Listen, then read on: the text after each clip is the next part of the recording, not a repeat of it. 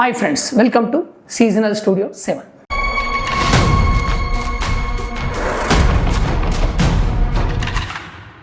ఈరోజు మనం మన జీవితాన్ని మార్చే ఒక పవర్ఫుల్ టాపిక్ గురించి మాట్లాడుకోబోతున్నాం. ఒక్క నిమిషం ఆలోచించండి.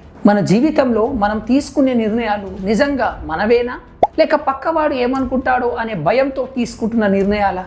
చాలామందికి ఒక అద్భుతమైన బిజినెస్ ఐడియా ఉంటుంది, కానీ ఫెయిల్ అయితే జనాలు నవ్వుతారు అని ఆగిపోతారు. చాలామందికి తమకు నచ్చిన కెరీర్ ఎంచుకోవాలని ఉంటుంది, కానీ మా చుట్టూ ఉన్న సమాజం ఏమంటుంది అని భయపడతారు. మనం ఒక అబద్ధపు లోకంలో బ్రతుకుతున్నాం. మన గతాన్ని ఒక సంఖ్యలలా మార్చుకున్నాం. ఈరోజు మనం the courage to be disliked అనే ప్రపంచ ప్రసిద్ధ పుస్తకం ఆధారంగా అడ్లెరియన్ సైకాలజీలోని 5 అద్భుతమైన జీవిత సత్యాలను తెలుసుకోబోతున్నాం. ఈ వీడియోలో నేను చెప్పబోయే ప్రతి విషయం మీ ఆలోచన విధానాన్ని పూర్తిగా మార్చేస్తుంది. ముఖ్యంగా మన భారతీయ దిగ్గజాలైన రతన్ టాటా, ధోని వంటి వారు ఈ సూత్రాలను తమ జీవితంలో ఎలా పాటించారో కూడా ఈ వీడియోలో మనం తెలుసుకుంటాం. ఈ వీడియో అయిపోయేసరికి మీరు ఎవరికి భయపడని ఒక కొత్త మనిషిలా తయారవుతారు. Let's dive in. First point, గతం ఒక అబద్ధం. మనం ఎప్పుడూ ఒక సాకు చెప్తాం, నా గతం బాలేదు అందుకే నేను ఇలా ఉన్నాను. కానీ అడ్లర్ ఏమంటాడంటే, గతం మీ వర్తమానాన్ని నిర్ణయించదు, మీరు గతాన్ని ఒక సాకుగా వాడుకుంటున్నారు. మీకు అర్థమయ్యేలా perfect example Dhirubhai Ambani story విన్నారా? అంబానీ ఆయన జీవితాన్ని గమనించండి. ఒక సాధారణ మధ్యతరగతి కుటుంబం, యమన్లో ఒక పెట్రోల్ బంకులో అటెండెంట్గా పనిచేశారు. ఆయన గతాన్ని చూసి, నేను ఒక పెట్రోల్ బంకు పనివాడిని, నా తలరాత ఇంతే అని ఆయన ఆగిపోలేదు. నేను ఏ గతం నుండి వచ్చాను అనేది ముఖ్యం కాదు, నేను ఎక్కడికి వెళ్ళాలి అనుకుంటున్నాను అనేది ముఖ్యం అని ఆయన నమ్మారు. ఆయన తన గతాన్ని ఒక సంఖ్యలలా కాకుండా ఒక అనుభవంగా మార్చుకొని రిలయన్స్ సామ్రాజ్యాన్ని నిర్మించారు. మనలో చాలామంది మా నాన్న దగ్గర డబ్బు లేదు, లేదా నేను తెలుగు మీడియంలో చదివాను అని ఆగిపోతారు. కానీ అంబానీ గారు నిరూపించింది ఏంటంటే, మీ గతం మీ భవిష్యత్తుకు అడ్డు కాదు, అది కేవలం జ్ఞాపకం మాత్రమే అని. ఇంకో ఎగ్జాంపుల్ తీసుకున్నట్లయితే నవాజుద్దీన్ సిద్దికీ. ఈరోజు మనం ఆయనను గొప్ప నటుడిగా చూస్తున్నాం, కానీ ఆయన గతం ఏంటి? 12 ఏళ్ల పాటు చిన్న చిన్న పాత్రల కోసం తిరిగారు, ఆకలితో అలమటించారు, వాచ్మెన్గా కూడా పనిచేశారు. ఆయన అనుకుంటే నాకు అందం లేదు, నా గతం బాగాలేదు, నాకు అవకాశాలు రావు అని వెనక్కి వెళ్ళిపోయేవారు. కానీ ఆయన తన గతాన్ని అడ్డంకిగా చూడలేదు, ఆయన తన వర్తమానంలో పనిచేశారు. ప్రజెంట్. గతం మిమ్మల్ని బంధించలేదు, మీరే గతాన్ని పట్టుకొని కూర్చున్నారు అనే దానికి నవాజుద్దీన్ ఒక నిలువెత్తు సాక్ష్యం. ఇక సెకండ్ పాయింట్, పక్కవాడి టాస్క్ మీది కాదు. లైఫ్లో సగం టెన్షన్లు ఎందుకు వస్తాయి? మన పని మనం చేయకుండా ఎదుటివాడి ఏం చేయాలో అని ఆలోచించడం వల్ల. దీన్ని సెపరేషన్ ఆఫ్ టాస్క్ అంటారు.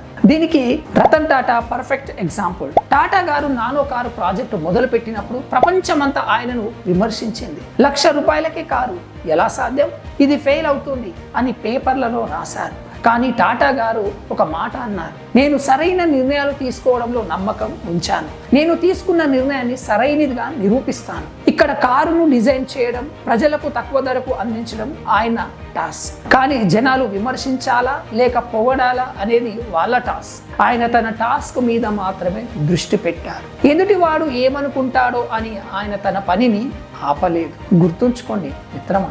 సెకండ్ ఉదాహరణ తీసుకుంటే Madan Gauri, south Indian YouTuber. మనందరికీ మదన్ గౌరీ తెలుసు.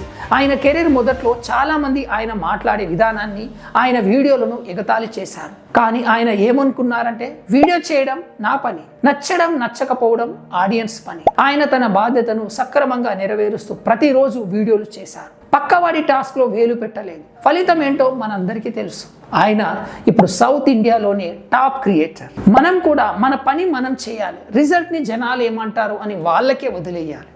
ఇక థర్డ్, గుర్తింపు ఒక బానిసత్వం. Freedom from validation. మనం పక్కవాడి మెప్పు కోసం ఆశపడితే మన సంతోషం అనే రిమోట్ కంట్రోల్ని వాడి చేతిలో పెట్టినట్టే. గుర్తింపు కోరుకోవడం అంటే మానసిక బానిసత్వం. దీనికి perfect example MS Dhoni. MS ధోనిని మనం ఎందుకు అంతగా ప్రేమిస్తాం? ఆయన ఎప్పుడు రికార్డుల కోసమో జనాలు మెచ్చుకోవాలను ఆడలేదు. మ్యాచ్ క్లిష్ట పరిస్థితుల్లో ఉన్నప్పుడు కూడా ఆయన కూల్గా ఉండేవారు. అందుకే కెప్టెన్ కూల్ అనేవారు.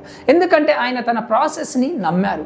బయట జనాలు తిడుతున్నారా పొగుడుతున్నారా అనేది ఆయన పట్టించుకోలేదు. ఆయన ఎప్పుడు పక్కవాడి సర్టిఫికెట్ కోసం ఆరాటపడలేదు. అందుకే ఆయన అంత గొప్ప నాయకుడు అయ్యారు. Absolutely punished him. కూడా ధోనీలాగా ఉండాలి, మన పని మనకు తృప్తినిస్తే చాలు, ప్రపంచం వెరీ గుడ్ అని చెప్పాల్సిన అవసరం లేదు. Second example Nitin Kamath, Zerodha founder. Zerodha company ఈరోజు 1000 కోట్ల లాభాల్లో ఉంది. కానీ ఆశ్చర్యకరమైన విషయం ఏంటంటే వారు అడ్వర్టైజ్మెంట్ కోసం రూపాయి కూడా ఖర్చు పెట్టారు. నితిన్ కామత్ గారు ఏమంటారంటే, మేము జనాలు మెచ్చుకోవాలని షో చేయము, మా కస్టమర్లకి మంచి సర్వీస్ ఇస్తాం, లోకం దృష్టిలో గొప్పగా కనిపించాలని ఆరాటపడకుండా తన పని మీద నమ్మకం ఉంచారు. అదే ఆయనను నెంబర్ 1 చేసింది. ఇక ఫోర్త్ పాయింట్, లోకం రేస్ కాదు, ప్రయాణం. Life is not a competition.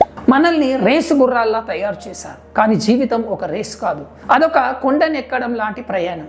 దీనికి perfect example Sridhar Vembu, Zoho founder. ఈయన ఒక అద్భుతమైన వ్యక్తి. 1000 కోట్ల విలువైన కంపెనీని సిలికాన్ వ్యాలీలో ఉండి నడిపించవచ్చు, కానీ ఆయన ఏ రేసులోనూ పాల్గొనడం లేదు. ఆయన తన ఊరికి అంటే తమిళనాడులోని ఒక గ్రామానికి వెళ్ళి అక్కడ పంచ కట్టుకొని సైకిల్ మీద తిరుగుతూ తన కంపెనీని నడుపుతున్నారు. ఆయనకు వేరే ఫోర్బ్స్ బిలియనియర్లతో పోటీ పడాలన్న తపన లేదు. తన ప్రయాణం తనకు నచ్చినట్లు సాగుతుంది. మన పక్కవాడితో పోటీ పడితే ఎప్పుడూ ఒత్తిడిలోనే ఉంటాం, స్ట్రెస్లోనే ఉంటాం. మనల్ని మనం ప్రేమించుకుంటేనే ప్రశాంతంగా ఉంటాం. ఇది. ఇక second example, finance with Sharan Hegde. Finance అంటే అందరూ సీరియస్గా కోటు వేసుకొని చెప్పేవారు. శరణ్ హెగ్డే అలా చేయలేదు. ఆయన ఎవరితోనూ పోటీ పడలేదు. తనదైన కామెడీ అండ్ ఇన్ఫోటైన్మెంట్ శైలిని ఎంచుకున్నారు. ఆయనకు జీవితం ఒక రేస్ కాదు, తన క్రియేటివిటీని చూపించే ఒక మార్గం. అందుకే ఆయన అందరికంటే భిన్నంగా నిలబడ్డారు. ఇక ఫిఫ్త్, అసహించుకునే ధైర్యం, the courage to be disliked. అందరికీ నచ్చాలని అనుకునేవాడు ఎవరికీ నచ్చడు.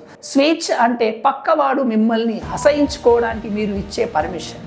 ఆ ధైర్యం ఉన్నవాడే లీడర్ అవుతాడు. కంగనా రనౌత్, బాలీవుడ్ లాంటి గ్లామర్ ప్రపంచంలో ఉండి అందరికీ నచ్చాలని అనుకోకుండా ఇండస్ట్రీలోని తప్పులను ఎత్తి చూపడం సాధారణ విషయం కాదు. ఆమెను ఇండస్ట్రీ అంత దూరం పెట్టింది. చాలామంది అసహించుకున్నారు, కానీ ఆమె ఏమన్నారంటే, నేను అందరికీ బానిసలా ఉండటం కంటే నాకు నచ్చినట్లు ఉండి ద్వేషించబడటమే మేలు. ఈ కరేజ్ టు బి డిస్లైక్ ఆమెకు ఒక ప్రత్యేకమైన గుర్తింపును ఇచ్చింది. దీనికి పర్ఫెక్ట్ ఎగ్జాంపుల్ నరేంద్ర మోదీ గారు.